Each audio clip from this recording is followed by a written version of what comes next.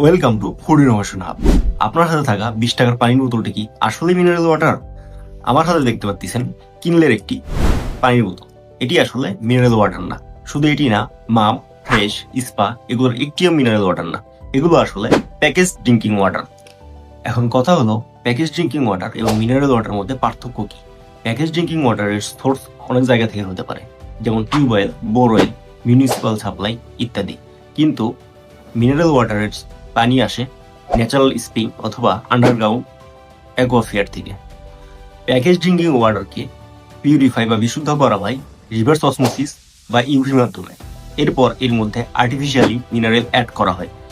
অন্যদিকে মিনারেল ওয়াটারে কোনো রকম কেমিক্যাল ট্রিটমেন্ট করা হয় না, এর মধ্যে ন্যাচারালি মিনারেল থাকে। এর মানে এই নয় যে প্যাকেজ ড্রিঙ্কিং ওয়াটার খারাপ, বরং দুটোই আমাদের স্বাস্থ্যের জন্য নিরাপদ।